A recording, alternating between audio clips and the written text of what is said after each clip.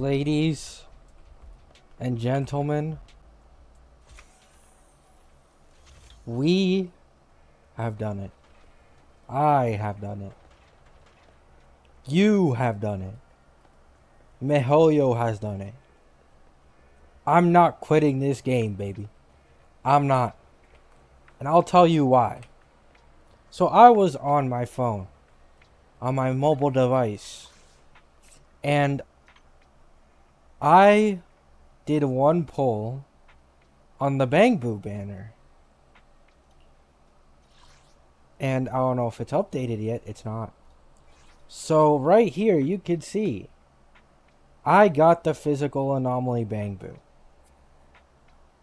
At how much pity, you may ask? Well, let's see. Let's see. 5. Oh, so I got it in around 8 to 10 pity. I think I did 2 or 3 single pulls on this banner. And then before this, did I get the butler early? I'm just gonna making sure.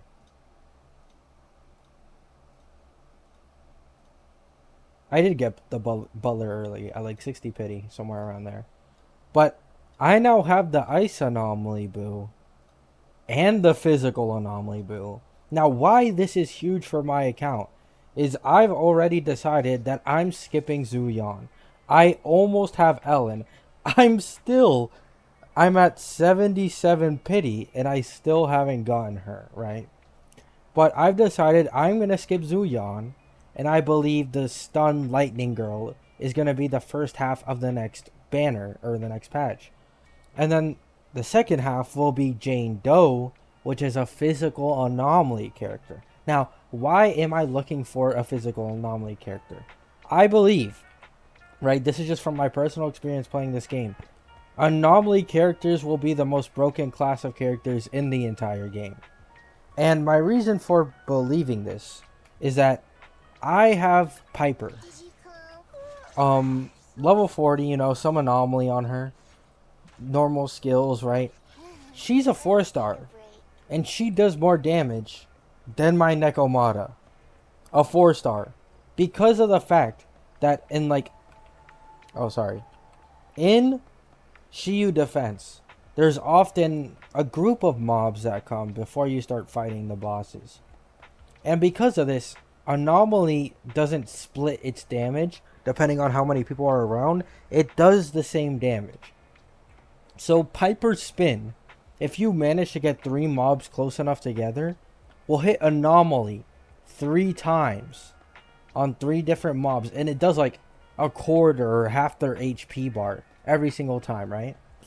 So a 5-star physical anomaly, which is Jane Doe, and, in a dream, it came to me, no leaks by the way, in a dream, it came to me that while I was scrolling on Twitter, and I looked at a person's Twitter username named Breezer_language, she attacks faster than Piper and builds up anomaly faster than Piper. And her ult is a significantly wider range. And since she's a 5-star, she'll likely have better multipliers and do significantly more damage. And I implore you guys, go for her, right? Go for her. It's it's broken, these anomaly characters, man. They have so much potential. It's insane, in my opinion. I think they have the greatest potential of any class of character in this game. So, now I have the Shark Boo for my ice team, and I have the physical Boo for my physical team, which I'm still not sure how I'm gonna make that. Like, am I gonna use Jane Doe and Piper since you need 2 physical characters? Or am I gonna use maybe Jane Doe and Billy for, I don't know, something Billy may have in his kit? We'll see, right? We'll see. Because I haven't really gone deep into this. I haven't thought deeply about it. I'm just thinking about it off the top of my head, right? And I mean, man, I've gotten so lucky in this game's launch. I've never been this lucky in a gacha game before, and I want to show you just how lucky I have. You've already seen I've gotten 2 S tier Bang Boos within 10 pity. And I want you to keep in mind, right? You cannot pay for Bang Boos, I believe. Like, you just can't pay for these. unlike limited pulls where you can buy for money, at most you can buy the battle pass and that's it. You can't get these for money. So everyone is around the same progression rate for these boopons to get bang boos.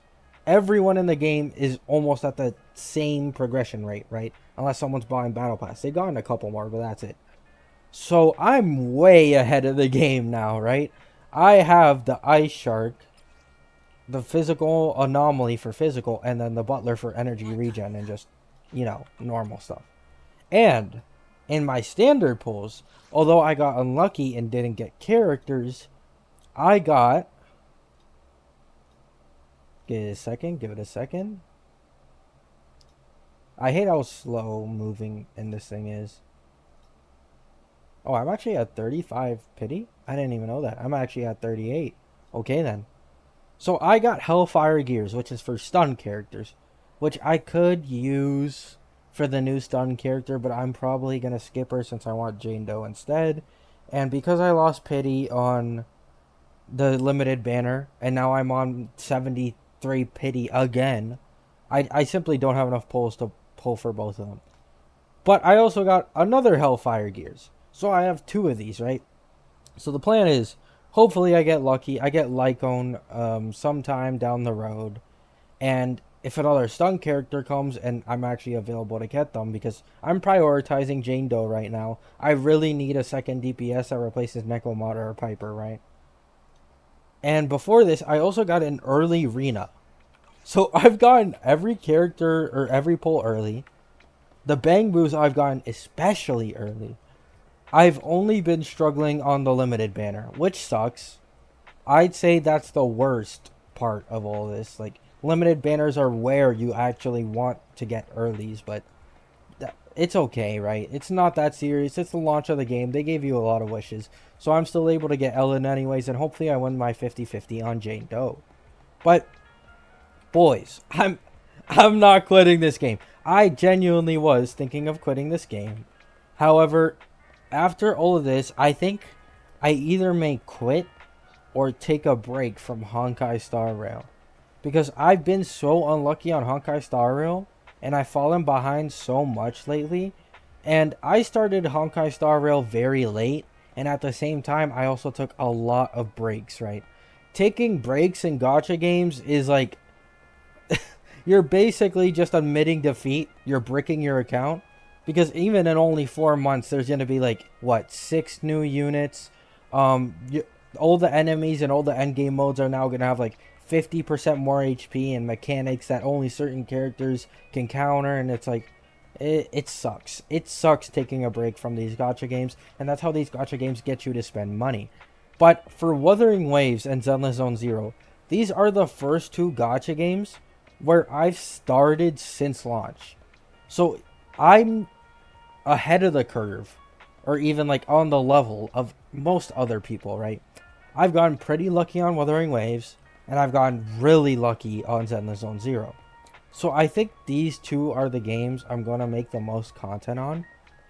Yes, I still think Honkai Star Rail is better than this game.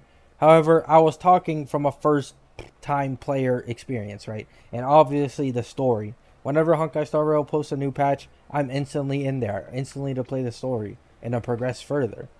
But this is a new release, and Wuthering Waves is also a new release. So these games have a lot of potential and future content that I can make off. So I'm going to be playing these two games, and I'm going to be taking a break, maybe indefinitely, from Honkai Star Rail, because I'd just taken too many breaks from Honkai Star Rail. It'd take me probably around 3 to 4 months to completely get my account like restored to the point where I can complete all endgame content and all my characters are well invested in. And I don't want to do that, right? Like, that just isn't fun. It's not the same as a first time player experience, and well, that's what I'm experiencing these games like Zenless Zone Zero and Wuthering Waves, and it just makes it a lot more enjoyable for me. So yeah, let me know what you guys think. How's your experience been in ZZZ so far? Tell me about your polls. I've been so lucky. I've never been this lucky before. And I'm going to keep playing this game to see if maybe I even get luckier. Maybe I get an early Jane Doe once the 1.2 patch comes out. And yeah, have a good day. Have a good night. Peace.